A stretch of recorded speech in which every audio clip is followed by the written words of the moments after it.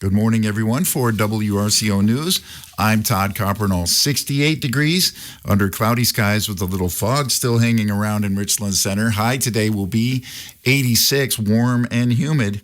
In the news this morning, the legal proceedings in the case of State of Wisconsin versus Makoto Kuroda have brought to light a disturbing incident of workplace retaliation involving the use of hazardous chemicals at the University of Wisconsin-Madison's Influenza Research Institute.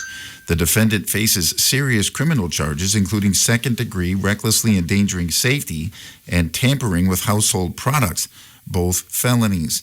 These charges stem from an investigation that began in April after an employee at the research facility discovered that his drinking water and laboratory shoes had been contaminated with toxic substances. The incident first came to the attention of UW-Madison police April 6th when a researcher identified as TM reported a strange odor emanating from his water bottle. According to the criminal complaint, TM had consumed a portion of the water 2 days prior and immediately noticed a foul taste, which he fortunately spat out. The situation escalated when TM later discovered the same pungent chemical smell on his lab shoes.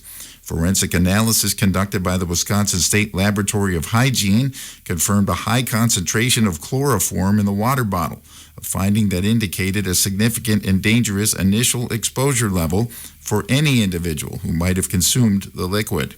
As the investigation progressed, the focus shifted toward the defendant following a dramatic admission of guilt. Kuroda reportedly confessed to TM and his supervisors, stating plainly, "I did it." He further solidified this admission through an email sent to a professor at the institute, expressing regret for his actions. During subsequent interviews with law enforcement, Kuroda detailed a history of professional friction and perceived disrespect from TM, citing issues ranging from lab safety protocols to interpersonal grievances. He admitted to using a syringe to inject a mixture of paraformaldehyde and trizol, chemicals he frequently handled for bacterial culture experiments, into TM's water bottle and shoes. Kuroda even revealed that he had used artificial intelligence to research the specific dosages of these chemicals that would cause physical illness without being lethal, intending for his colleague to feel bad rather than die. Currently, the legal case against Kuroda is actively moving through the Dane County Circuit Court system, following his initial appearance where a $5,000 cash bond was set. A Kenosha woman is facing legal proceedings after being charged with a felony in a recent vehicle-related incident. Emily Fair, 36, has been officially charged with taking and driving a Pleasant Prairie ambulance while she was completely naked, a Class H felony under Wisconsin statutes. The case, which was initiated through electronic filing August 4th, stems from an incident that led to her initial court appearances earlier this week. During the initial proceedings before Court Commissioner Daniel E. Kellum, a cash bond was set at $200. As part of the conditions for her release, Fair has been ordered to have no contact with the Pleasant Prairie Fire Department unless emergency services are required. The court also emphasized that proper attire is mandatory for all future appearances, specifically prohibiting shorts or tank tops within the courtroom. Defense attorney Daniel Slapsinski was appointed to represent Fair through the Public Defender's Office. During the early stages of the case, the defense raised concerns regarding the defendant's competency to stand trial.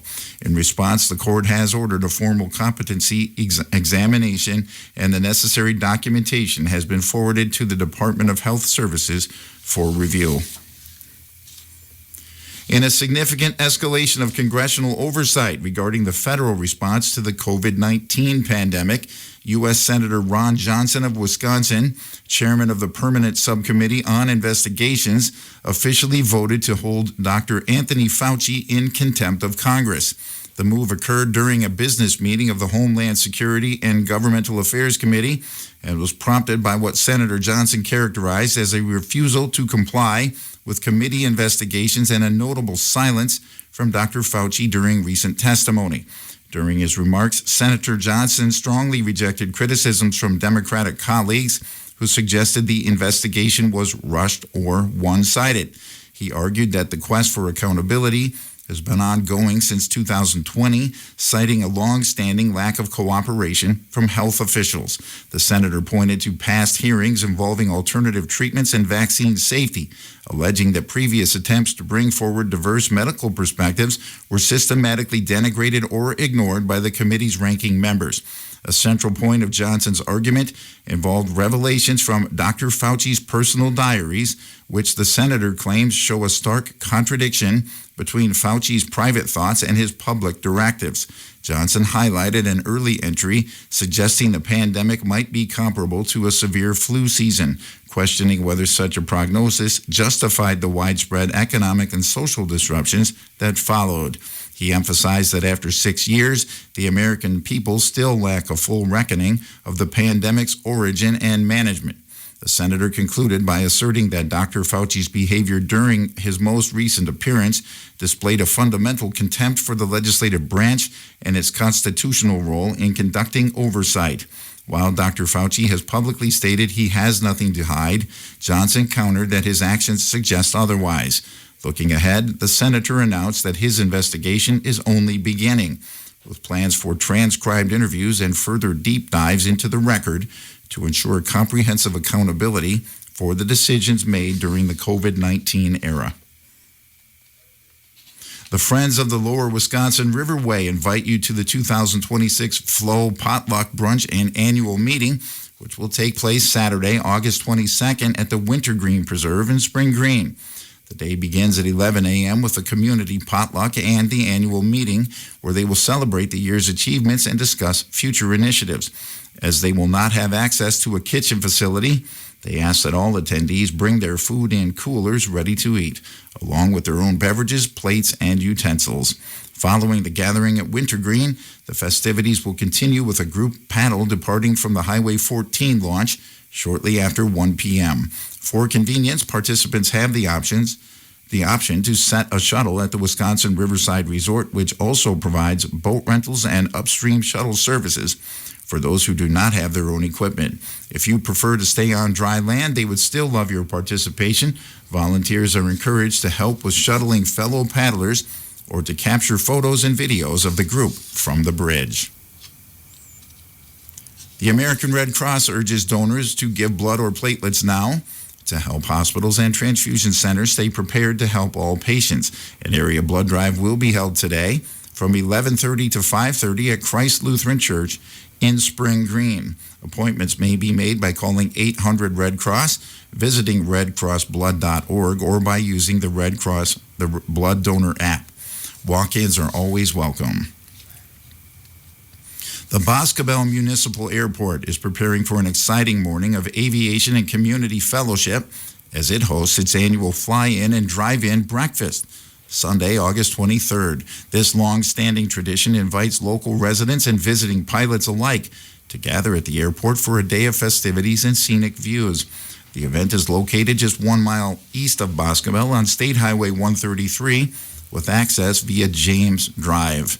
The Boscobel cross-country team will be handling the breakfast service, offering a full morning meal from 8 a.m. until 12 noon. Attendees can count on a hearty start to their day, regardless of the weather, as the cross-country team plans to serve breakfast rain or shine. In addition to the meal, the Airport Commission has arranged for plane rides to be available for $40, providing a unique opportunity for guests to experience the area from the skies. Everyone is encouraged to come out and support the local cross-country program while enjoying the unique atmosphere of the municipal airport.